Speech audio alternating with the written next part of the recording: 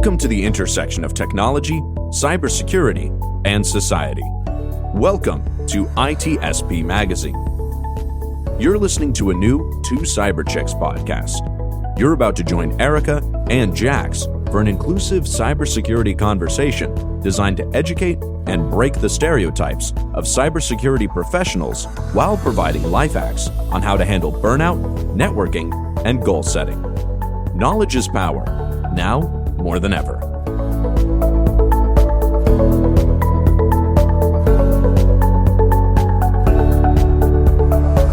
Hey, Erika. I am looking forward to our discussion with our guest today, a long-awaited discussion with Jonathan Cole. John is a former Marine, not prior, former, with a background in IT, specifically in data systems. John has also recently transitioned out of the Marines after 15 years of service into full-time employment as a network engineer. So I'm excited about diving into that. Also, since military life is so near and dear to myself, and we've talked about the whole military transition, Erika, I'm really looking forward to digging into how his transition went from just recently going from military and then being able to land his first job within the IT cybersecurity sector. So how are you feeling about this, Erika? You ready to do it? Ready to get John in here? Roll. Yes, John, let's go. How you feeling, John? I'm good. Awesome. Okay, so let's kick this off with you sharing a little bit about yourself, your background, your 15 years in the military, Marine, and how you began your journey working in technology. So I really was kind of drop kicked into IT. And what I mean by that is prior to the Marine Corps, I did nothing with computers whatsoever. Didn't really know anything. I knew how to check my email and get on some websites, and that's really about it. So when I joined, they were going through some processes. They couldn't give me my original MOS that I wanted because of some weird reasons, but now I know it was really a load of stuff because of how recruiters and that recruiting process works. So ended up being data systems, and primarily what we did in the beginning was network administration. And then kind of we started incorporating more server side of things, or endpoint like workstation stuff like that. But I say I got drop kicked because I'm an old rodeo cowboy from North Carolina. So I rode bulls before I came into the Marine Corps. So literally did nothing whatsoever when it comes to cyber or IT. That was my life, as rodeo. I did that from the time I graduated high school until I joined. I joined when I was 21. So I always tell people, if an old rodeo cowboy from North Carolina can do it, anybody can do it. It's just making sure you have the passion and want to learn and want to be better. So that's really kind of how I got my start into IT, is once I joined the Marine Corps. Okay, so before I pass it over to Erika, how was that learning curve going from being a cowboy riding, you said bulls, right? Going into the Marines, did you just have a moment of just like shock? Yes, I did. Going through recruit training wasn't bad. Like, it was bad, but as far as like the transition, that wasn't the hard part. When I got to my MOS school, what I did figure out though, I guess I wasn't the least knowledgeable Marine in the class, at least as far as entry level, which I guess was good, but I had, for whatever reason, a knack for numbers. I love numbers. So picking up on IP addressing and stuff like that really helped me out. And I had really good instructors there too, and classmates and stuff. We always studied and stuff like that. So we always helped each other out. But I really started gaining my passion truly for IT and cyber when I went back as an instructor at my schoolhouse to teach entry level. So. Okay, one last question. It's not IT or cyber related at all, but how long was your longest ride on a bull? Well, so you only ride for 8 seconds, and then you get a score from 0 to 100. So the half of the score is for how the bull performs. The other half is for how you as the cowboy stay in control. So did you do 8 seconds? A few times, yeah. Wow, that's impressive. That sounds like a lot of fun. I watched some of the PBR and I'm like, woo, boy. These guys really hold on. And you see the fans. I mean, there's a whole following for this. I love it. Oh, yeah. I'm down in Georgia. So, I mean, we definitely see some of that around here too. So, back on topic, let's talk about your network engineer side. So you're currently doing the network engineering for a civilian company. And before that, you were doing the data systems engineering, like we mentioned. So what differences, but also similarities have you seen between those two positions, between like the network side and then the data side? So when I was in the Marine Corps, we did more of the server side of stuff closer to the end of my career, the networking piece of what I originally learned got transferred over to another MOS. There was some restructure and responsibilities and stuff. So that part got taken away from me, and we started really focusing on the server side of things and providing those services to the customer end, being able to secure those services, be able to secure the endpoints, those types of things. So kind of more sysadmin and a cybersecurity service provider type of role is really what we started playing there closer to the end of my career. So doing that is really what got me kind of more in the role of like wanting to do more cyber security related stuff. But what I've definitely learned is most companies, the companies that I was looking at and applying for, they're looking at their entry level people to have like 5 to 6 years of relevant experience.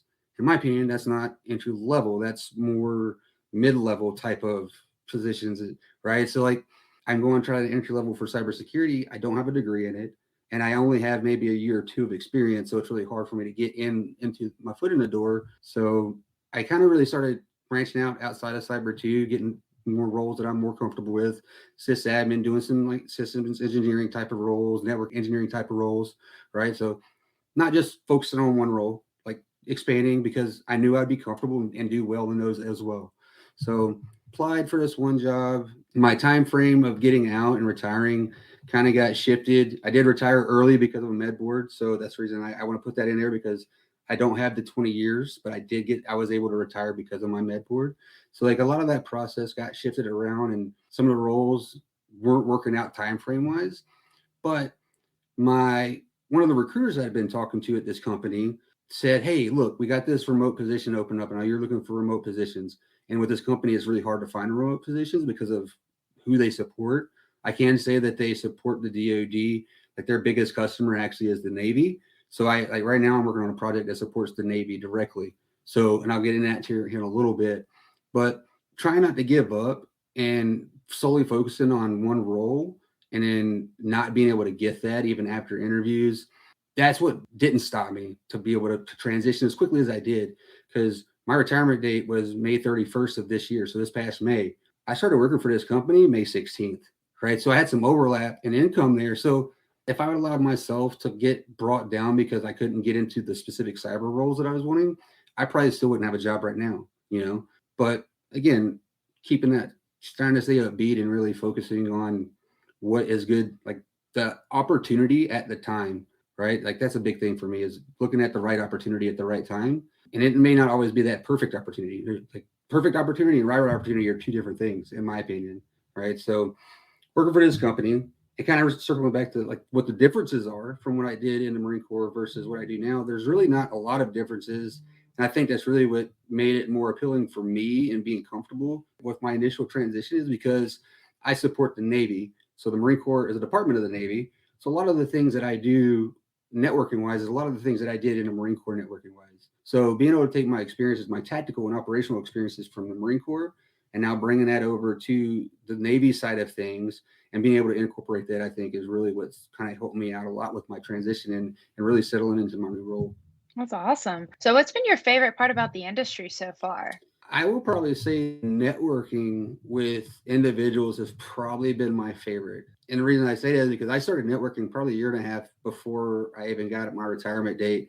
And actually that's how I got introduced to Jax, was through a network.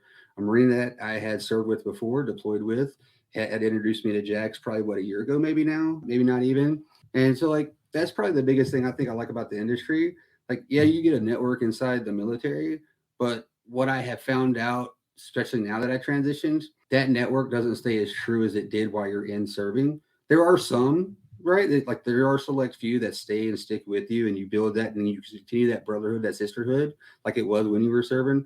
But that's far and few in between, So, but I think within the industry, at least within IT and cyber, and a lot of them, and some of them aren't even veterans either, but a big part of them are, as far as the networks that I've been joining, but they stay true to each other regardless of what your situation is, whatever specific field you're in, they help you out along the way.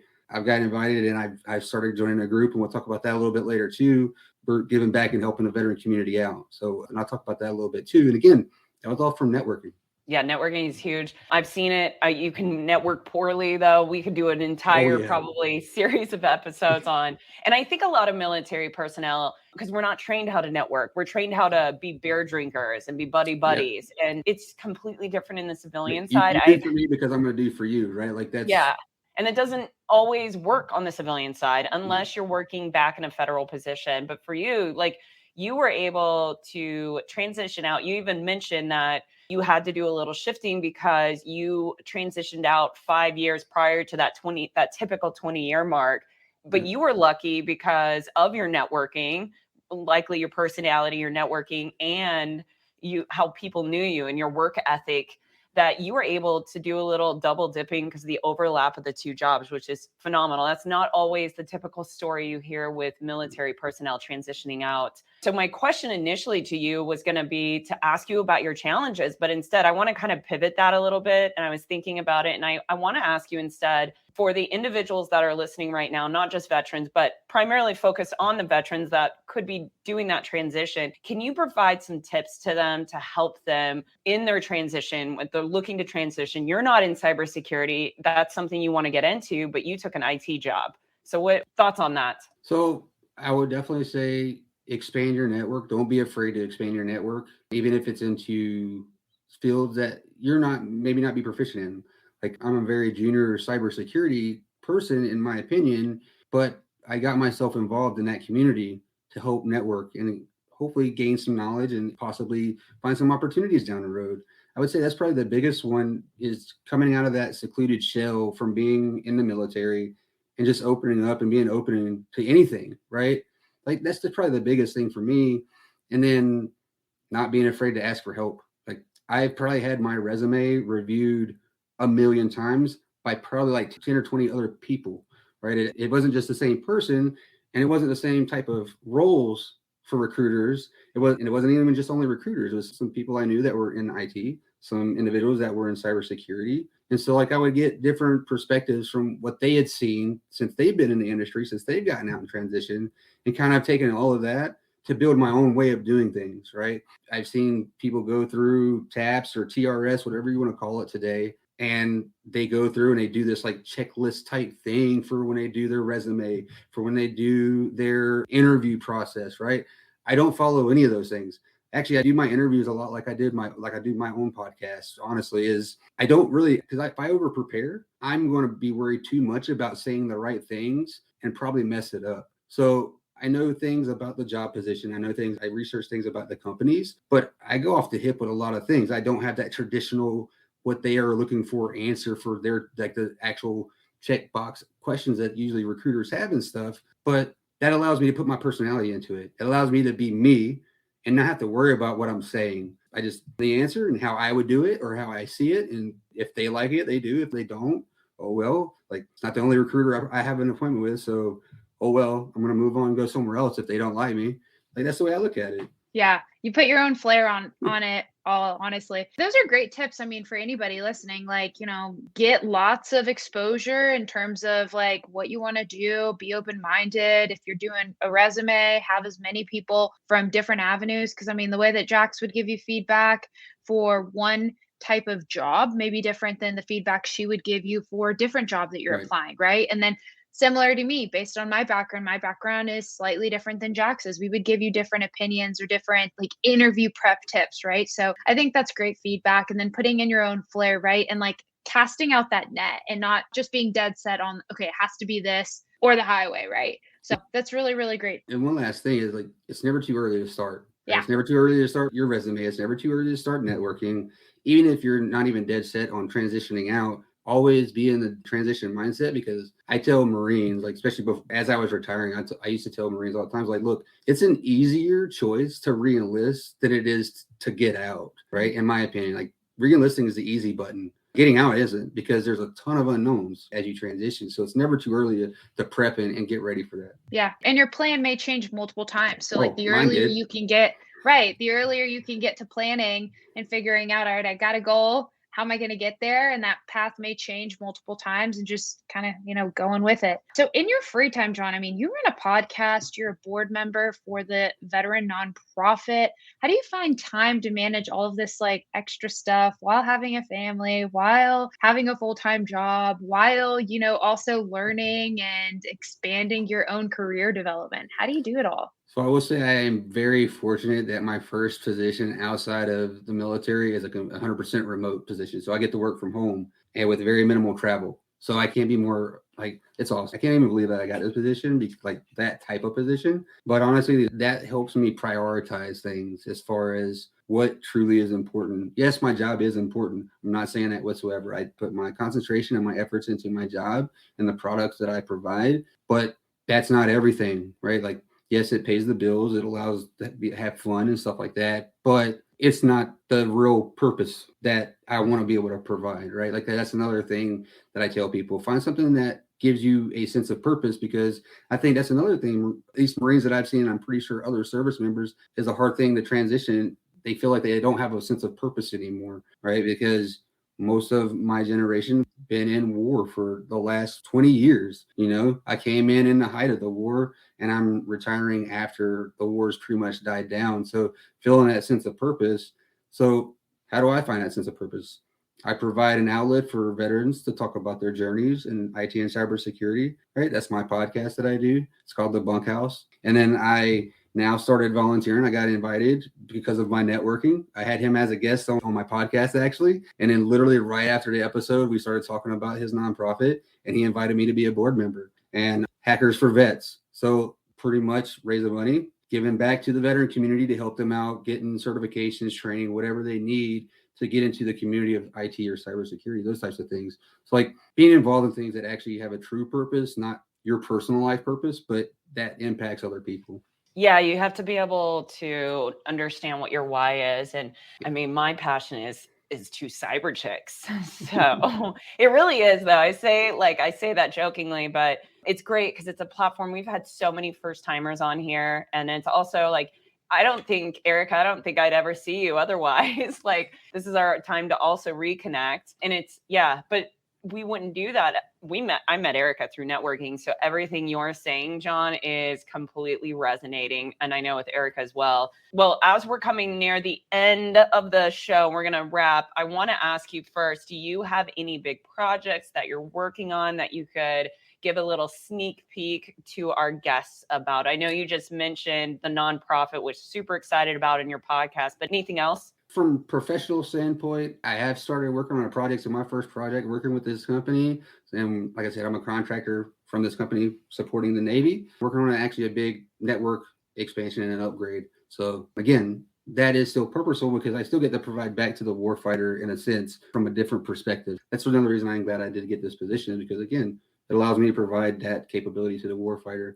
From a more personal standpoint, and getting into the bunkhouse, I'm actually looking at kind of branching off into a second session. I've already recorded one episode. I just haven't gotten to where I want to be to start publishing it out yet. But it's going to primarily kind of really talk to and hopefully combat the mental health issues with veterans. Not just the veterans, but their spouses, the children, right? The family members, because they have just as much instability when it comes to from the mental aspect while the service member's gone than we do. It's just a different type, right? So getting that type of involvement, giving back to the community, hopefully trying to get that and make it more of a common space to talk about and not be a stigma, So yeah, that's probably one of the biggest personal projects that I'm working on. But going over to Hackers for Vets, just getting started with them. So we're really trying to ramp up, and the organization is pretty new itself. So really ramping up, looking to update its website and everything. I started working with them, and I've gotten access to the website, so I want to help start building out that platform a little bit more, adding some information to it, stuff like that,